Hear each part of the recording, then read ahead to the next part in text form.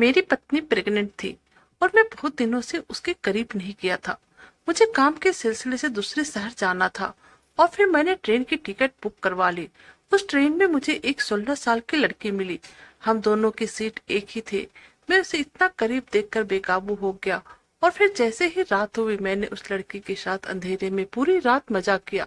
लेकिन जैसे ही सुबह हुई और मैंने उस लड़की को देखा तो मेरे होश उड़ गए, क्योंकि जवानी के जोश में इंसान कभी कभी ऐसी गलती कर देता है कि उसका पछतावा उसे पूरी जिंदगी रहता है। एक गलती हमारे जीवन को पूरी दीमक की तरह खा जाती है। कई बार ऐसी परिस्थितियां बन जाती है कि ना चाहते हुए भी हम भटक जाते हैं। जिस तरह से मैं भटक गया और फिर मेरी हंसती खेलती जिंदगी मेरे लिए नर्क बनकर रह गई। मेरा उम्र 26 साल था और मेरे घर वालों ने मेरी शादी एक 24 साल की लड़की के साथ कर दी। मैं अपनी पत्नी से बहुत ही प्यार करता था। 2 साल के बाद भगवान ने मुझे बाप बनने का सुख दिया, लेकिन माँ बनने के बाद ही मेरी पत्नी हमेशा बीमार रहने लगी थी। अब मेरी पत्नी मुझे अपने पास आने भी नहीं देती थी। मैं अकेला तन्हा हमेशा तड़पता रहता था। बीमार रहने के कारण मेरी पत्नी चिड़चिड़ी हो गई थी। उसे बात बात पर गुस्सा आने लगा था। मैं अपनी पत्नी से बहुत ही परेशान होने लगा था। वह मेरे जज्बात को समझती ही नहीं थी। अगर मैं उसे कभी प्यार से हाथ भी लगा देता, वह मुझसे बहुत ही ज्यादा गुस्सा हो जाती और फिर न जाने मुझे क्या क्या कह जाती। मेरे घर मेरे मम्मी पापा भैया भाभी उनके बच्चे रहते हैं। ज्वाइंट फैमिली होने के कारण पत्नी के साथ ज्यादा वक्त बिताने का मौका भी नहीं मिलता। मैं इतना परेशान हो चुका था कि मुझे घर आने का भी मन नहीं करता था। एक दिन मैंने अपनी पत्नी से कहा, मीना, हम लोग पहले कितना खुश रहते थे। ज्वाइंट फैमिली होने के कारण दिन के समय ना सही लेकिन रात के समय हम दोनों कितना हसीन पल बिताते थे। हम दोनों एक दूसरे से कितना प्यार करते थे। तुमने मेरी हर जरूरत को पूरा किया था, लेकिन अब तो तुम मुझे अपने करीब नहीं आने देती हो। तुम्हें नहीं पता कि मैं तुम्हारे लिए कितना तड़पता रहता हूँ। फिर उसने कहा, मैं प्रेग्नेंट हूँ और डॉक्टर ने भी कहा है पति को करीब मत आने दो, वरना हमारे बच्चे को नुकसान पहुंच सकता है। और तुम्हें तो पता है आप मेरी तबीयत भी सही नहीं रहती है। रोज मुझे कुछ न कुछ होता ही रहता है, जिस कारण से मेरा मन अब इस सब चीजों की तरफ जाता ही नहीं है। इसलिए शायद मैं चिड़चिड़ी हो गई हूँ और आप मेरे सामने इस तरह की बातें कर रहे हैं। क्या आपको मेरी हालत समझ में नहीं आ रही है? फिर मैंने उससे कहा, मेरी भी कुछ जरूरत है। मैं कितना अकेला हो गया हूँ, तुम सोच भी नहीं सकती हो। फिर मीना ने कहा, थोड़े दिन की बात है, थोड़ा सब्र करो। एक बार हमारा बच्चा इस दुनिया में आ जाए, फिर हम लोग इस तरह प्यार मोहब्बत में डूबे रहेंगे। और फिर मेरी पत्नी मुझे देखकर मुस्कुराने लगी। न जाने कितने दिनों के बाद मैंने उसके चेहरे पर हंसी देखी थी। मैंने उसका हाथ अपने हाथों में लिया तो उसे हल्का सा दबा दिया। उसका मूड अच्छा देखकर अब मेरा भी मूड अच्छा हो गया। कुछ दिनों बाद मेरी पत्नी ने मुझे कहा, हेमंत, मुझे मेरी माँ के पास छोड़ आओ, क्योंकि यहाँ पर मुझे आराम नहीं मिल रहा है और मैं तुम्हें परेशान नहीं करना चाहती हूँ। मैं कुछ दिन मायके में रहना चाहती हूँ। मैंने उसकी बात सुनी। मेरा मन तो नहीं हो रहा था कि मेरी पत्नी मायके जाए, लेकिन फिर भी मैंने उसकी बात मान ली और फिर उसे लेकर अपने ससुराल आ गया। जब मैं यहाँ पर आया तो मेरी 16 साल की शाली खिलखिलाकर हंस रही थी और अपनी दीदी के स्वागत में दरवाजे के पास खड़ी थी। मेरी शाली अभी सिर्फ 16 साल की थी और जैसे ही मैंने उसे देखा मेरे अंदर एक अजीब सा एहसास होने लगा। मेरे मन में गलत गलत ख्याल आने लगे। मेरा मन उसे देखकर अपने आप में विचलित होने लगा। फिर भी मैंने अपने आप को संयम बनाए रखा, क्योंकि वह मेरी साली थी। अपनी पत्नी को छोड़कर जब मैं वापस जाने वाला था तब मेरी शाली ने कहा, जीजा जी, आज रात यहीं पे क्यों नहीं रुक जाते हैं? मैं मीना की तरफ देखने लगा तो मीना भी मुस्कुराकर कहने लगी, हाँ, आज रात यहीं रुक जाइए। और फिर मैं वहीं रुक गया।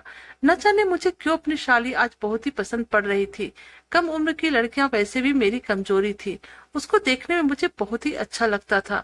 मैं अपने शाली के पास बैठ गया और उसके साथ मजाक करने लगा। मजाक मजाक में कई बार उसे हाथ भी लगा देता, पर वो कुछ नहीं कहती। उल्टा वह भी मुझे हाथ लगा रही थी। मुझे बहुत अच्छा लग रहा था। मैं खुद समझ नहीं पा रहा था कि मेरे साथ क्या हो रहा है, पर थी तो मेरी पत्नी की बहन।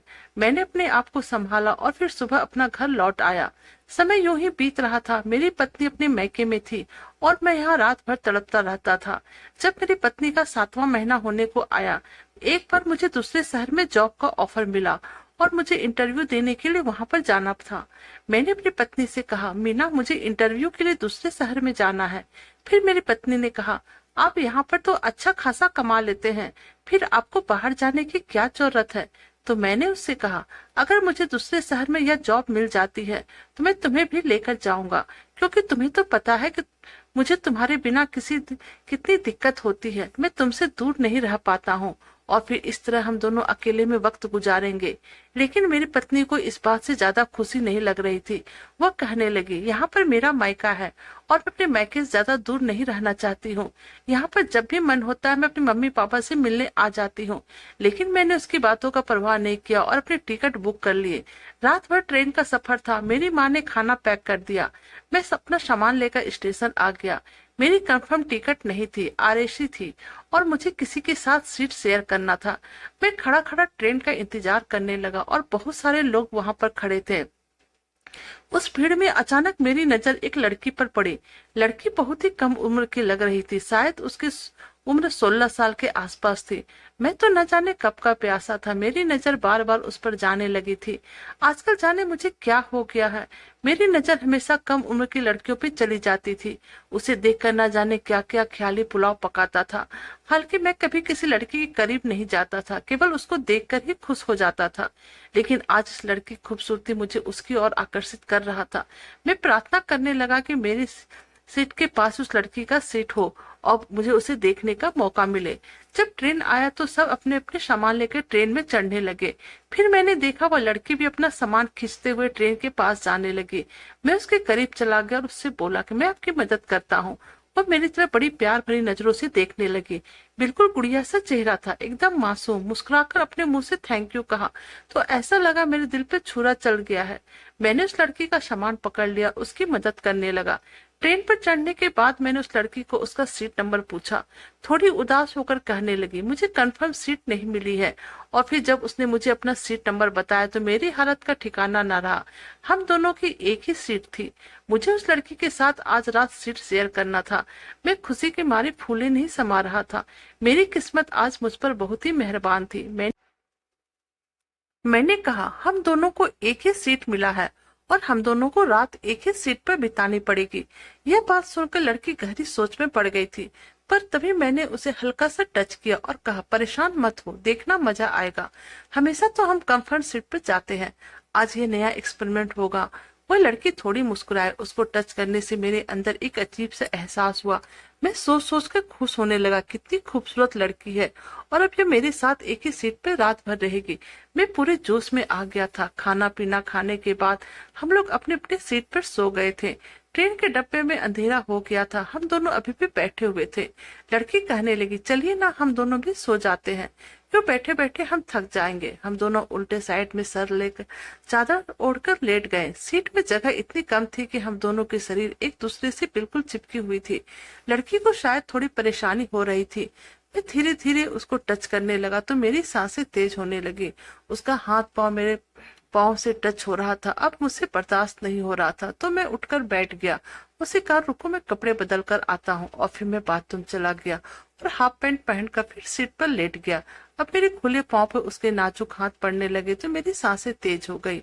अब मैं धीरे धीरे उसके पैरों पे अपना हाथ रखने लगा। मुझे एहसास हुआ कि उस लड़की को भी एहसास हो गया कि आगे क्या होने वाला है, क्योंकि उसे मेरी इस तरह करने से कोई भी परेशानी नहीं हो रही थी और वो मेरे पूरा साथ दे रही थी। अब मेरी हालत भी पतली होने लगी थी। मैंने इसका पूरा फायदा लेना का सोचा। फिर अचानक मैं लड़की की तरफ मुड़ा। लड़की पहले आनाकानी करने लगी, फिर मैं उसको चूमने लगा तो मदहोश होने लगी और फिर मेरे कान में कहा, आप क्या चाहते हो। मैं कहने लगा, सब कुछ चाहता हूँ। उसने कहा, ट्रेन में खचाखच भीड़ है, इन सब के सामने ऐसे कैसे कर सकते हैं, अगर कोई देख लेगा तो परेशानी हो जाएगी। मैंने कहा, सब सो रहे हैं, मैं ऐसा करूंगा किसी को पता भी नहीं चलेगा। मैं समझ चुका था लड़की के अंदर भी आग लग चुकी है, पर वह बस घबरा रही थी क्योंकि मैं उसके लिए अनजाना था। मैं तो उसकी पहली बात से ही जोश में आ गया था, क्योंकि पत्नी तो मुझे अपने करीब नहीं आने देती थी। जाने मैं कब से भूखा था, यह मौका किसी भी हाल में जाने नहीं दे सकता था। इतना मेहनत से तो मैंने इसे पटाया था। मैंने कहा, बस एक बार प्लीज मान जाओ, तुम्हें मजा आएगा, फिर कभी तुम्हें परेशान नहीं करूंगा। अब वह मुझसे प्यार करने लगी। लड़की के जज्बात इतने मचल रहे थे कि वह मुझसे पूछ रही थी कि मैं शादीशुदा हूँ या कुंवारा, पर मुझे इससे फर्क नहीं पड़ा। मैं उसे प्यार करने लगा था। उस रात मैंने उसे अपना बना लिया था। मैं मन ही मन मुस्कुराता रहा था। कभी सोचा नहीं था कि ट्रेन का ये सफर इतना अच्छा बन जाएगा और ना ही ये सोचा था कि आगे क्या मुसीबत आने वाली है। मैं तो बस उस लड़की में डूब गया था। मैं सुबह उठा और अपने कपड़े बदल लिए।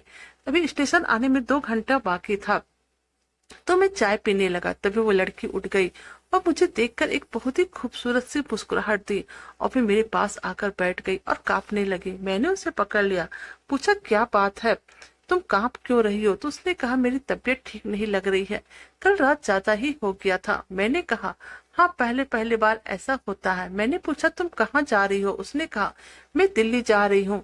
मैं इस बात से बहुत खुश हो गया था क्योंकि मैं भी दिल्ली जा रहा था।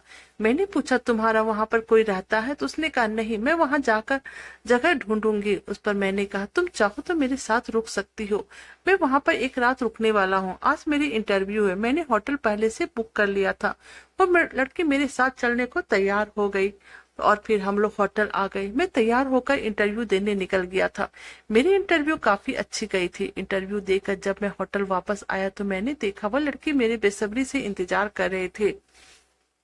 उसने अपना नाम खुशबू बताया और फिर मेरा नाम पूछने लगी, तो मैंने भी उसे अपना नाम बता दिया। अब मैं पूरा दिन फ्री था तो मैंने उससे कहा तुमने खाना खाया? तो वो कहने लगी खाना तो मैंने खा लिया, लेकिन मुझे अभी और भी कुछ खाना है क्योंकि मेरी भूख अभी मिटी नहीं है। रात में ट्रेन के डब्बे में तुमने जिस तरह से मेरे साथ वह काम किया था उसे मुझे डर भी लग रहा था और मजा भी आ रहा था, परंतु अब मैं उस मजे को पूरे जोश के साथ पा लेना चाहती हूँ। मैं तो कब से इस चीज के लिए तड़प रहा था और अब तो मेरे पास कोई काम भी नहीं था और ना ही मुझे कोई परेशान करने वाला था। अब इस होटल के कमरे में सिर्फ मैं और वो लड़की ही थी। उसके बाद मैं उस लड़की से टूटकर प्यार करने लगा और उस लड़की ने भी मेरा पूरा साथ दिया। इतने दिन में मेरे दिल में जो आग लगी थी उसे मैं आज ठंडा कर लेना चाहता था। दोपहर से लेकर कब सुबह हो गई पता ही नहीं चला। हम दोनों एक दूसरे से लिपटे रहे। वो लड़की मुझे इतनी भा गई थी कि मैं उससे अलग नहीं होना चाहता था। अगर मैं शादीशुदा नहीं होता तो उस लड़की को मैं कभी नहीं छोड़ता। उस लड़की ने मुझसे कहा मैं तो कच्ची कली थी परंतु तुमने मुझे फूल बना दिया, तुम अपने इस फूल को कभी भी मुरझाने मत देना।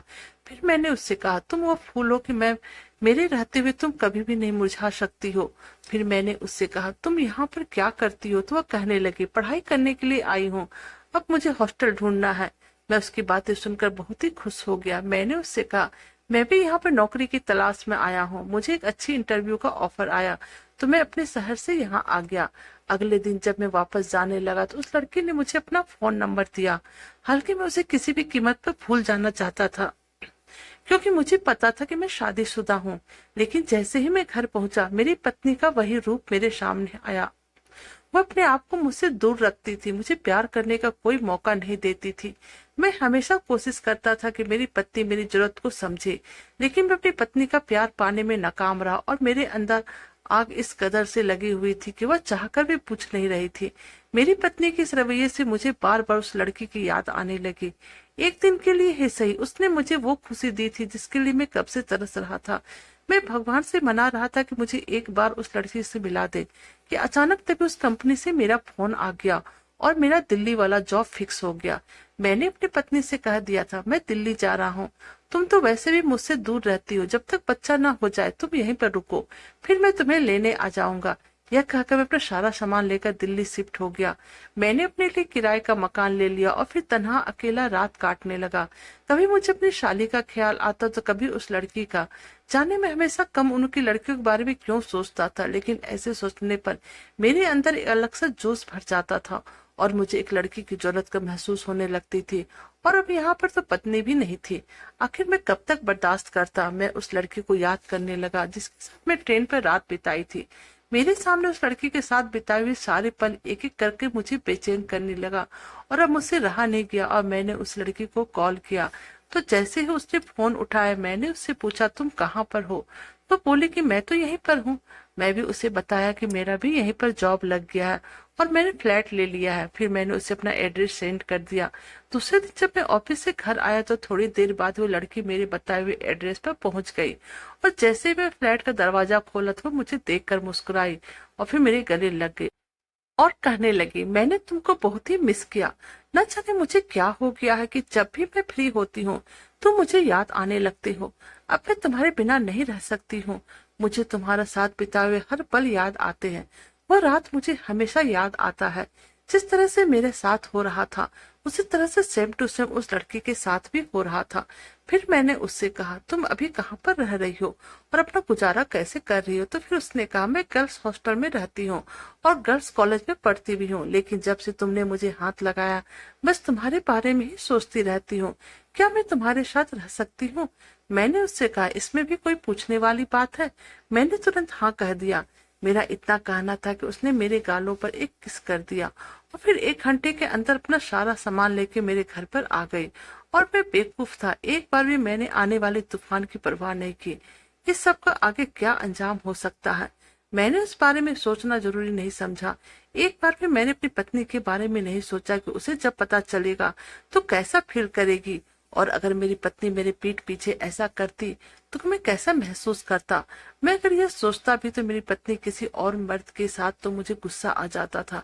उस बेचारी को जब पता चलेगा मैं कम उम्र की लड़की के साथ हूँ तो उसे कैसा महसूस होगा। लेकिन उस वक्त तो मैं ऐसे नशा में था कि मुझे इन सब बातों का ख्याल ही नहीं आया। मेरा वह नशा मेरे सर पर सर चढ़कर बोल रहा था, मुझे बस वो लड़की चाहिए थी। और फिर अब मैं उस लड़की के साथ अपनी प्यास बुझाता रहा। मैं सुबह ऑफिस जाता और घर आते उसके प्यार में डूब जाता था। मुझे उसके अलावा कुछ भी नजर नहीं आता था और इस सब चक्कर में मैं अपनी पत्नी को बिल्कुल भूल ही बैठा था। मैं तो उसका फोन भी रिसीव नहीं कर पाता था क्योंकि मैं खुशबू के साथ रहता था। कभी कभी ऑफिस जाता तो उससे बातें कर लेता था, लेकिन आज तक मैं खुशबू को नहीं बताया कि मैं शादीशुदा हूँ, क्योंकि मुझे उसे ये बताना जरूरी नहीं समझा। मुझे तो बस मेरी जरूरत से मतलब था, चाहे वह मेरी पत्नी हो या फिर कोई और। यह नशा एक ऐसा नशा है कि इसके चक्कर में आदमी अपना घर परिवार सभी चीज भूल जाता है, और अगर उसे यह ना मिले तो वह कभी कभी इंसान के रूप में जानवर भी बन जाता है। और मेरे साथ भी यही होता था। जब तक मेरी पत्नी बीमार नहीं पड़ी थी तब तक मैं उसके साथ बहुत ही खुशी से रह रहा था। वह मेरी जरूरत को पूरा कर रही थी, लेकिन जब से वह मुझसे दूर दूर रहने लगी मैं इस मामले में जानवर बनते जा रहा था। लेकिन अब मुझे किसी चीज की परवाह नहीं थी, क्योंकि मुझे मेरे मन मुताबिक प्यार मिल रहा था। एक रात मैं खुशबू से टूटकर प्यार कर रहा था। मेरी सांसें बहुत तेज तेज चलने लगी थी, लेकिन तभी अचानक मुझे बाहर से चीखने की आवाज आई। मेरी हालत का ठिकाना नहीं रहा। मैंने तुरंत उठकर अपने घर का दरवाजा खोला। खुशबू भी मेरे पास आ गई। जल्दीबाजी में उसने कपड़े न पहनकर एक चादर से अपने जिस्म को ढक लिया था, और फिर जैसे ही मैं बाहर जाकर देखा तो मेरे पैरों तले जमीन निकल गई। ऐसा लगा कि मानो अब तूफान की बारिश होने वाली है। मेरे सामने मेरी पत्नी खड़ी थी। खुशबू भी बड़ी हैरत से उसे देख रही थी और मुझसे पूछने लगी, यह कौन है? आखिर प्रेग्नेंट औरत हमारे घर के बाहर क्या कर रही है? मेरी हालत तो ऐसी हो गई थी मानो काटो तो खून नहीं। तभी मेरी पत्नी ने कहा, तुम्हें शर्म नहीं आती? अपनी प्रेग्नेंट पत्नी को छोड़कर तुम इस बाजारू औरत के साथ मस्ती कर रहे हो? तुमने इसकी उम्र देखी है? कितनी कम उम्र की है ये लड़की। तुम्हें एक बार भी मेरा ख्याल नहीं आया? आखिर मैं प्रेग्नेंट हुई तो किस कारण से हुई? यह बच्चा सिर्फ मेरा तो नहीं है। आखिर इस मेरी हालत का जिम्मेदार कौन है? तुम ही ना हो। मेरी पत्नी की बातें सुनने के बाद अब खुशबू मुझे बहुत ही गुस्से से देख रही थी। फिर उसने मुझसे कहा, ये तुमने मुझे क्यों नहीं बताया कि तुम शादीशुदा हो और तुम्हारी पत्नी प्रेग्नेंट है? मैं तो तुम्हें कुंवारा समझती थी, इसलिए तुम्हारे इतने करीब आ गई थी। मेरी पत्नी का मुझ पर पहले ही शक हो गया था। वह मुझसे कहती रहती थी, जब से तुम दिल्ली से आए हो बहुत ही बदल गए हो। जब तुम केवल ऑफिस में रहते हो उसी टाइम मुझसे बातें करते हो, घर पर तो मेरे फोन को रिसीव भी नहीं करते हो और हर वक्त मुझसे बहाना बनाते रहते हो। जब मैं अपनी पत्नी को इग्नोर करने लगा तब उसने मेरे ऑफिस में फोन करके मेरे घर का पता ले लिया और फिर वो मुझसे कहने लगी, तुमने अपने होने वाले बच्चे के बारे में भी एक बार नहीं सोचा? मैं आपके बच्चे की माँ बनने वाली हूँ और आपके लिए ही कष्ट झेल रही हूँ। मैंने अपनी पत्नी से माफी मांगी और उससे कहा, मुझसे बहुत बड़ी गलती हो गई, प्लीज मुझे माफ कर दो। लेकिन उसकी आंखों में आंसू आ गए, वो रोते हुए वहां से चली गई। मैंने उसे बहुत समझाने की कोशिश की, लेकिन उसने मुझे सिर्फ एक ही शब्द कहा कि मैं तुमसे तलाक चाहती हूँ, क्योंकि धोखे की कोई माफी नहीं होती है। जानबूझकर किए हुए गुनाह को कोई माफी नहीं होती है। फिर मैंने सोचा, कोई बात नहीं, मैं बाकी की जिंदगी खुशबू के साथ बिता लूंगा। पर खुशबू भी मुझे छोड़कर चलेगी और कहने लगी, जो इंसान अपने प्रेग्नेंट पत्नी को धोखा दे सकता है वह उस पर कैसे भरोसा कर सकती है? कल तो तुम भी मुझे धोखा दे दोगे। मैं तुम्हें पहली नजर में ही पसंद करने लगी थी। तुमने मुझे प्यार दिया था, मुझे तुमसे मोहब्बत हो गई थी, पर फिर भी तुमने मुझे अपना सच नहीं बताया और तुम्हारी पत्नी से मुझे इतनी सारी बातें सुननी पड़े। अब मेरी जिंदगी की दोनों औरतें मुझे छोड़कर जा चुकी थी और मैं यूं खड़ा अकेला रह गया। मुझसे तो अब कोई लड़की शादी करने को भी तैयार नहीं थी, क्योंकि मैं काफी ज्यादा बदनाम हो चुका था। अब मैं सोचता रहता हूँ कि काश मैं ऐसी गलती ना की होती, पर शायद मेरी पत्नी की बेरुखी की वजह से मुझसे यह भूल हो गई और आज मैं यूं ही अकेला हो गया। तो दोस्तों, कैसी लगी आपको हमारी यह कहानी? प्लीज आप हमें कमेंट कीजिएगा। अगर आप हमारे चैनल पर नए हैं तो हमारे वीडियो को लाइक, सब्सक्राइब और शेयर कीजिएगा। Thank you.